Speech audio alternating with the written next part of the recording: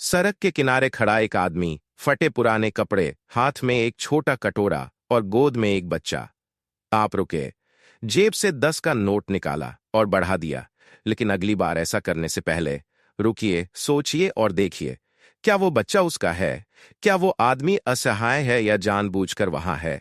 क्योंकि हो सकता है वो बच्चा किराए का हो, नशे में हो और उस आदमी का नहीं, बल्कि एक पूरे माफिया नेटवर्क का हिस्सा हो। यह कोई काल्पनिक कहानी नहीं है। यह भारत की सड़कों पर हर दिन घटने वाली एक डरावनी हकीकत है। और इसी डरावनी हकीकत के केंद्र में है भिखारी माफिया। साल था 2022। बिहार से आया एक मजदूर सुरेश मांझी रोजी रोटी की तलाश में कानपुर पहुंचा। उसने सोचा था कि शहर उसे उम्मीद देगा, लेकिन जो मिला वो था अंधेरा, दर्द और जिंदा लाश बनने की कहानी। एक पुल के नीचे सुरेश को किसी ने काम देने का वादा किया। फिर क्या हुआ? काले कपड़े से उसकी आंखों को ढका गया, नींद की दवाएं दी गईं, और फिर उसकी आंखों में एक अज्ञात केमिकल इंजेक्ट किया गया। वो अंधा हो गया। कुछ दिन बाद उसके उंगलियां काट दी गईं, शरीर पर जख्म बना दिए गए, उसका बॉडी अपग्रेड किया गया ताकि वो भीख मांगने लायक दिख सके। और फिर सिर्फ 70,000 रुपए में उसे दिल्ली के लिए बेच दिया गया। हर दिन उसे सिर्फ 2 रोटी दी जाती थी ताकि वो दुबला पतला दिखे। उसके शरीर में रोज कुछ न कुछ इंजेक्ट किया जाता ताकि वो दर्द में तड़पे। और लोग ज्यादा पैसे दें, लेकिन एक दिन उसका शरीर जवाब दे गया। वो अब भीख भी नहीं मांग सकता था। और तब उस माफिया ने उसे फेंक दिया कचरे की तरह। कहानी यहीं खत्म नहीं होती, क्योंकि सुरेश अकेला नहीं है। पूरे देश में हजारों सुरेश हैं और लाखों मासूम चेहरे इस माफिया के शिकार। भिखारी माफिया कोई फिल्मी शब्द नहीं है। यह एक संगठित, नियंत्रित और अरबों रुपए की काली अर्थव्यवस्था है।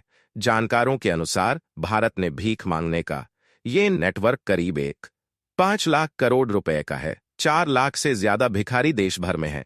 इनमें से हजारों के पास डिग्री है, लेकिन पेट की आग ने उन्हें सड़क पर ला दिया। लेकिन भिखारी माफिया सिर्फ गरीबी का फायदा नहीं उठाता, यह गरीबी पैदा करता है और उसे बेचता है। इस नेटवर्क का संचालन कैसे होता है? बच्चों को अगवा किया जाता है या फिर गरीब परिवारों से किराए पर लिया जाता है। 300 रुपए प्रतिदिन पर बच्चों को नशीली दवाएं दी जाती हैं ताकि रोए नहीं। फिर मंदिरों के बाहर भगवा कपड़ों में और मस्जिदों के सामने बुर्का पहनाकर खड़ा किया जाता है। क्यों? ताकि धर्म के नाम पर भीख ली जा सके, ताकि आपकी भावनाओं को हथियार बनाया जा सके। इन लोगों को शहरों में बांट दिया जाता है। हर इलाके का अपना हकदार होता है और हफ्ता वसूली होती है। पुलिस को पैसा दिया जाता है। एक पूरा सिस्टम, पूरी तरह से व्यवस्थित। 1959 में बना Bombay prevention of begging act, जिसके तहत भीख मांगना अपराध था, लेकिन इसे बदला नहीं गया जब तक 2018 में दिल्ली हाईकोर्ट ने इसे असंवैधानिक करार नहीं दिया। कहा गया, लोग शौक से भीख नहीं मांगते, मजबूरी होती है।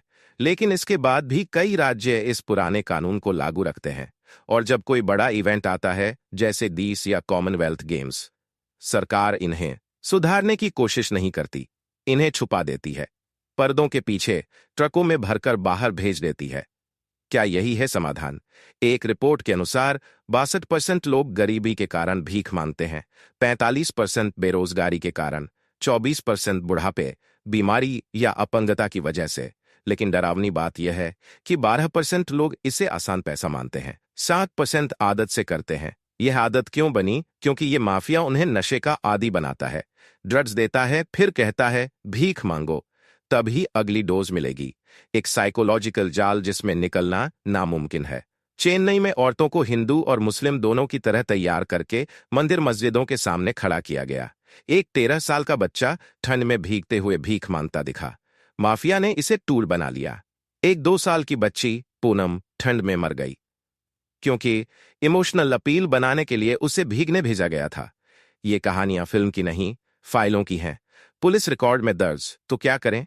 पैसे न दें, क्योंकि आपको पता नहीं कि पैसा सही हाथों में जा रहा है या किसी माफिया के पास। भोजन दें, कपड़े दें, दवाइयां दें, बात करें, उनका नाम पूछें, कहानी जानें। अगर देखें कि बच्चा नशे में है या कोई व्यक्ति पैसे ले रहा है, पुलिस को रिपोर्ट करें। टीच फॉर इंडिया जैसी एनजीओज को सहयोग करें। समाधान है, लेकिन ध्यान चाहिए। अगर एक भिखारी के पास 12वीं की डिग्री है, अगर एक आदमी को 370 में बेचकर दिल्ली लाया जाता है, तो असली दोषी कौन है? गरीबी या वो सिस्टम जो गरीबों की लाशों पर मुनाफा कमाता है। यह सिर्फ भिखारियों की कहानी नहीं है, यह भारत के आर्थिक और नैतिक ढांचे पर सवाल है। आप अब इस वीडियो को बंद कर सकते हैं या आप जाग सकते हैं। इस वीडियो को शेयर कीजिए ताकि और लोग इस सच्चाई को जानें। कमेंट में लिखिए सिस्टम बदलना है और सब्सक्राइब कीजिए क्योंकि अगली कहानी शायद आपके आसपास ही पल रही हो।